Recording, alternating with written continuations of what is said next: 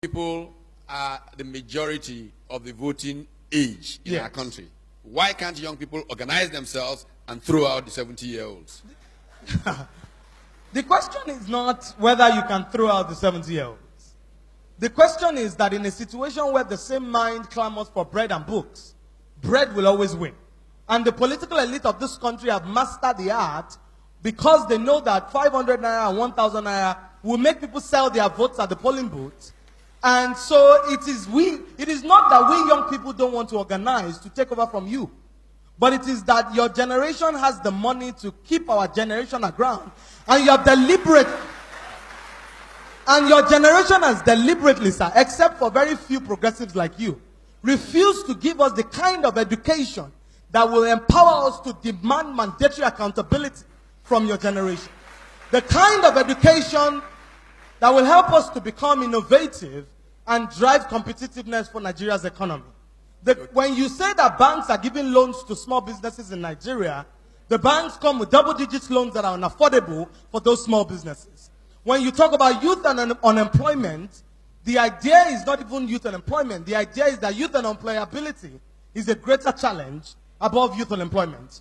When you do not empower our generation to speak English so that we can get the right kind of jobs that will help us stand side by Singapore, Finland, and Canada, you deprive us of our fundamental humanity. I agree with you, don't worry.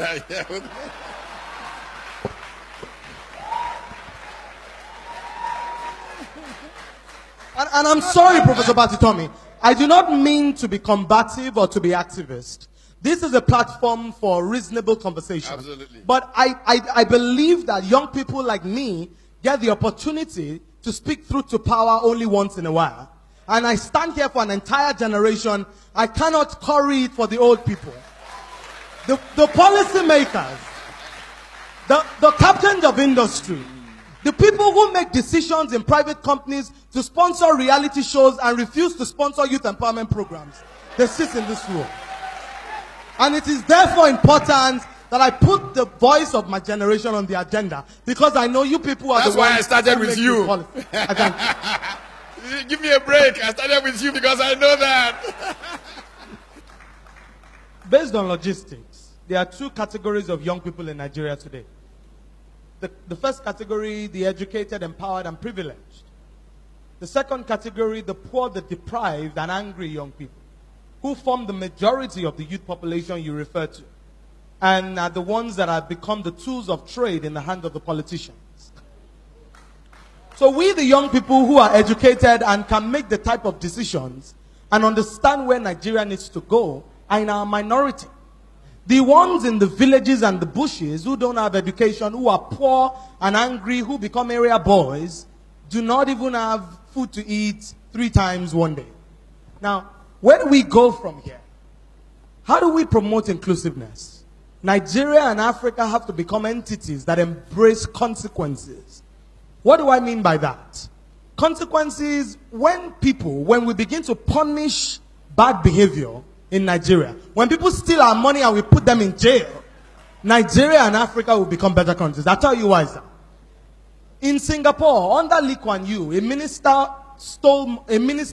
bargained with a contractor and took money and took bribe from him to give him a contract.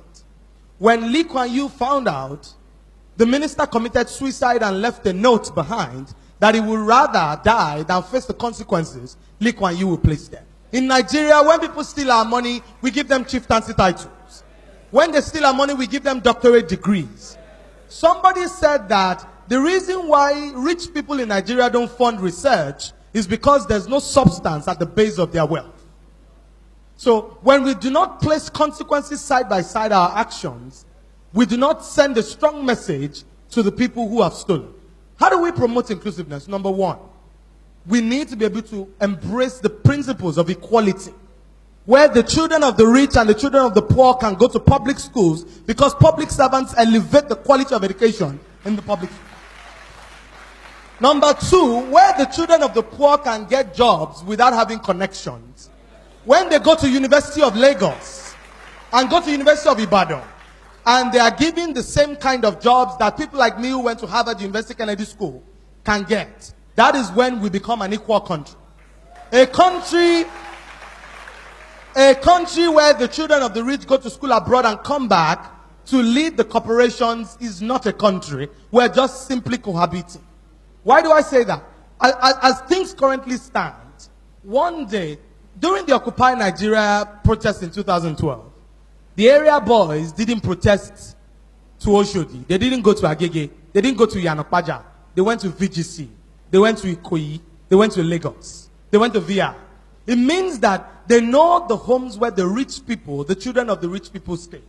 And the truth is that in a country like this, where we continue to segregate and keep the children of the poor aground, this country is going to go up in flames one day. People are going to get to a point where they cannot take anymore. And people are going to get to a point where they cannot take anymore. When we create jobs, we cannot, within companies, we cannot decide that, for example, the children of the rich must be superior to the children of the poor. And as we continue to promote the ideas of diversity, of inclusion, of equality, we need to move forward and think about how to strengthen the economy of Nigeria by diversifying.